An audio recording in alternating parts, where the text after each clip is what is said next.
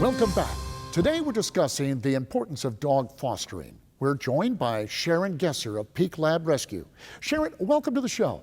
Sharon, tell us a little bit about yourself. Give us your background and your experience. I've been with the rescue for about 6 years, and I am responsible for fundraising and sort of the marketing and communications piece of the business. I write grants. We have had great success with getting funding through grants. I also plan events. We have monthly adoption events, which we like to host at breweries because people like to hang out. Obviously, those aren't happening right now. And I do whatever needs to be done. Transport dogs, foster dogs, that sort of thing. Now, why did you get into this? Why is this so important for you? So Peak Lab Rescue is special because fostering for us, the foster stay really is only about 2 to 3 weeks. As soon as the dogs are over a medical quarantine, they seem to go very fast. So this is something that's a short-term commitment, and Peak Lab provides everything you need, food, and if you need a crate and a leash and all that sort of stuff. So we try to make it not cost people any money, and it's just so rewarding. So how does Peak Lab function differently from all the others? One of the things about Peak Lab Rescue is because we are large, we can do things that maybe other rescues don't.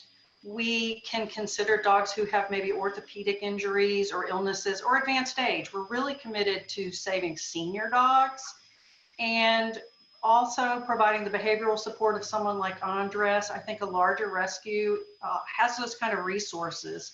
We currently have several hundred registered fosters, and about 75 to 100 dogs are in our program at any one time. We save 1,000 dogs a year, and we have 3 vets. Now we've added a 3rd vet to help with all of the services that require. So we're larger. We like to use our resources to go out to counties that are farther away from Raleigh, some of the smaller, more rural shelters where other rescues might not be able to go, that have no foot traffic, and really the only hope for dogs in those shelters is a rescue placement. So we love to help out places that really need, that have a higher euthanasia rate and really need rescue partners. Sharon, we hear the phrase, adopt, don't shop. How does that resonate with you? North Carolina euthanizes more dogs than every state except California and Texas. And if you think about how much larger the populations are of California and Texas, that's a pretty appalling statistic. The rate is going down. It's been going down for 20 years. All of the rescues in the state are working very hard to end dog homelessness in our state. Dog homelessness is a complex problem. What we've learned is that it has to do with lack of resources in rural area, financial resources, and it also has to do with lack of spay-neuter resources in rural areas. There are plenty of counties that don't have a veterinarian or a low-cost spay-neuter clinic. It's a lack of education around spay-neuter and understanding, what the impact is of having an unaltered dog. It's a lack of leash laws. There are dogs running at large that are not licensed or required to be leashed in some counties. There is no state law in North Carolina that says you have to fix your dog or you have to leash your dog. So if they're out running at large and they're not fixed, you can predict what the outcome's going to be. I think that people the generation of my children probably will never go to a breeder. They feel compelled to give a dog a home that would otherwise be euthanized. My background is service dogs. I certainly understand that there is a perfect right for breeders. But for most people who are looking for a family pet, adopt, don't shop is a perfect mantra. And fostering allows you to make a 2 or 3 week commitment to take a dog out of a shelter, to change a life. It's not a long-term commitment. We try to give you the things you need, a crate or food or leash.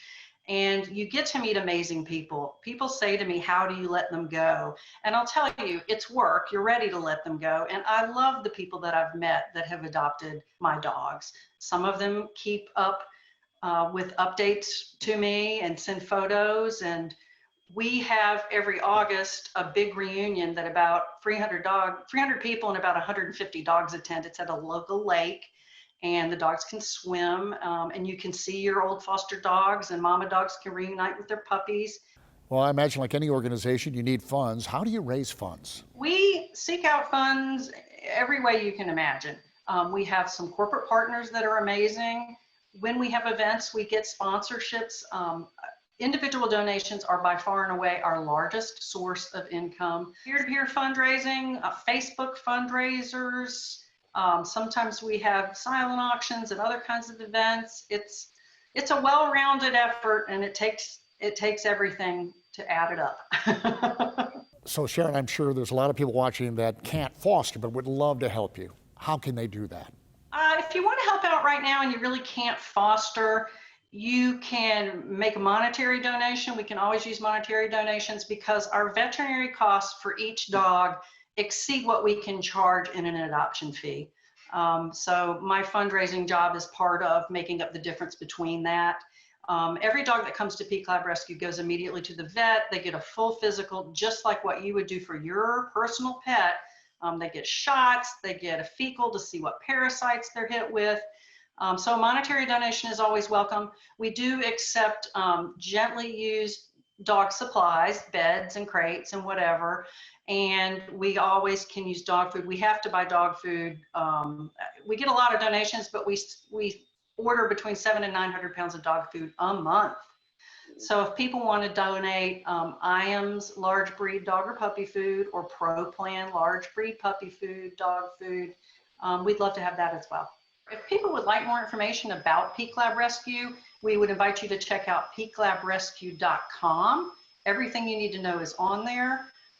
Take a minute and look at the transport options. We would love to have people go out to shelters and bring dogs back if you can't foster or adopt right now. Most of our transports are under 2 hours, and it's so rewarding to pick up a dog at a shelter and bring them back and just see how grateful and happy they are. But hit up peaklabrescue.com or email info@peaklabrescue.com if you need to contact us. So here's a sample of our work. This little guy has swimmer puppy syndrome. He's got mobility issues in the back end of his body, so he's going to have physical therapy and lots of rehabilitation. It will be weeks and weeks, but he will eventually hopefully be available to adopt. Thank you for joining us, Sharon. Don't go anywhere because we'll be back with tips from one of the area's leading canine trainers.